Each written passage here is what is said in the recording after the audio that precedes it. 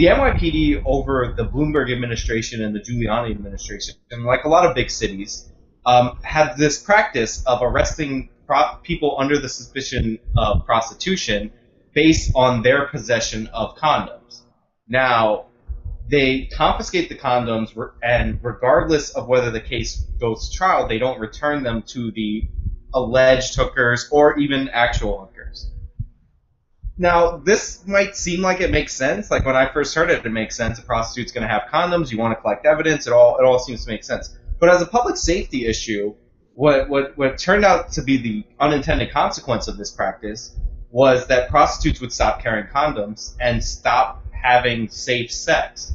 So recently, William Bratton, the new police chief under de Blasio, has decided to end this practice. And one of the things that he cited, besides what I just said about the STD spread, for the reasons he was going to end it, was the fact that the New York's government spends $1 million plus every year to give out free condoms, and the NYPD is basically confiscating them off the street and destroying them.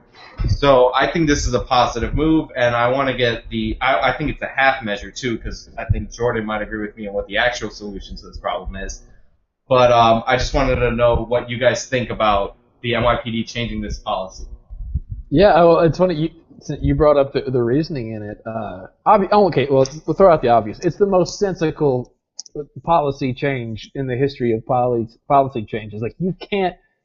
I mean, unless it's to catch a predator, where you're going to a house where you've been set up or whatever, like, condoms are not proof of, like, illicit sexual acts or whatever. Like, I mean, if you're going to make condoms proof of prostitution, then you're going to have to arrest every 16 to 18-year-old boy who's had that same condom in his wallet for the past 3 years. But the other thing here is I mean, it's borderline entrapment. Like, if the city is spending, how much, say, $1 million a year to give them out, and then you're going to go turn around and bust people for having them, like, that's entrapment, man. That's not fair. That's a setup. That's not right. And to your point about the young kids for predators, condoms are still admissible in cases where a predator goes to meet a child and he has them. So they did leave that part in there that you can use them as evidence like that. But one of the funny things I read in the article, and it's not ha-ha funny, it's more that's terrible funny, is that the number of condoms that the police would claim was the amount that would indicate prostitution was 8.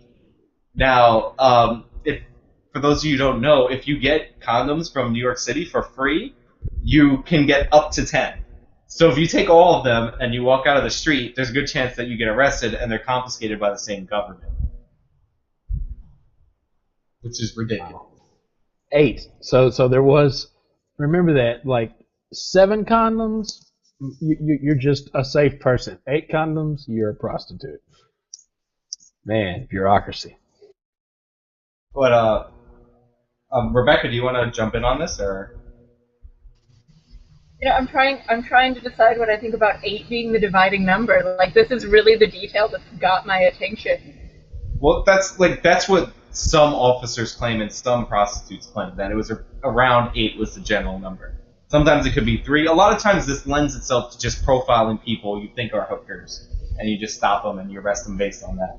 But what do you think about the overall aspect of you're making hookers less safe, or like we're not having safe? They're not having, like, you're not ending prostitution, but you're. Oh no! Don't end prostitution. Just make it. Just make it. Yeah, it's another example of, like, of the self-defeating philosophy that is prohibition in any way. Like, so what you do is say, oh, these the sex trade, the sex industry is a horrible industry. I mean, like, let's keep it real. Like, sex slavery right now is a huge problem, not only in America but in the world. And you can even argue that there's more slaves now than at any point in history because of how just critical this sex slavery is. But one reason why is because there's more and more, like, the laws are passed and prohibitions are placed that make the sex trade, like, is the only way it can operate is to be as dirty and as evil as it can possibly be. And this is an example of taking that to the extreme. So not only are you not going to have legal, brothels, whatever word you want to use, where it can be monitored and regulated, but even the girls who are out there doing it illegally, can't even have like the most just like basic modicum of sexual protection and safety. They can't even carry condoms to stop STDs because it's going to indict them and then they're going to go to prison for it. Like it's just stupid all the way around. Right, and the reason I said that this was a half measure, in my opinion, is because I think prostitution in general should just be legalized. Like the STD transmission rate in the counties in Nevada where prostitution is legal, and it's legal in brothels over there, is the lowest of any group in the United States. Like, it's amazing, like, how low it is. And that's because it's legal. The police can come in to the brothels. Like, it's like the safest you could possibly have prostitution be. And I don't understand. Like what they're doing is, if some guy cheats on his wife, he goes sees a hooker, he gets an STD, he brings it back because they didn't have condoms. Like, it's crazy. I don't know what the NYPD was thinking. 10 years of this, by the way, at least.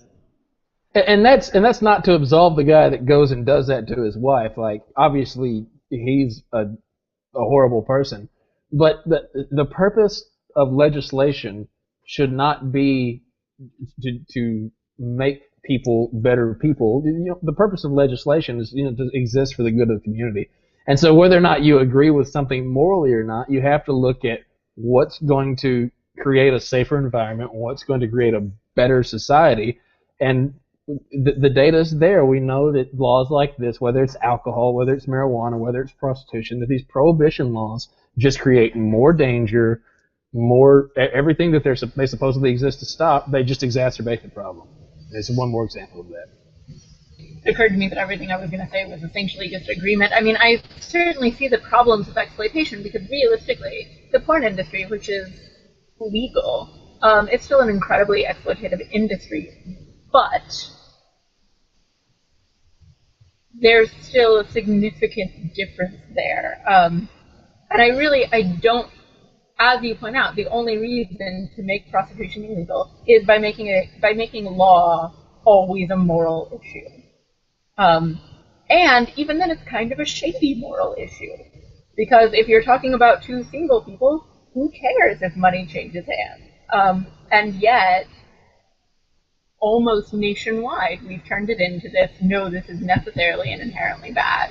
And then going to, as you point out, just really stupid further measures to try to stamp out something instead of looking at how you could make it safer for everyone, better for everyone. And probably get rid of a lot of the most exploitative aspects of it as well, because if it's under control, then it can be regulated. And you can have all the condoms. You can have all the condoms. All of them. Millions of them. No, I totally agree with Becca, and to her point, if you have it legal in brothels, chances are the women on the street are underage or people who are forced into the trade. So if you have a legal industry, it's easier to distinguish between what we really want to stop.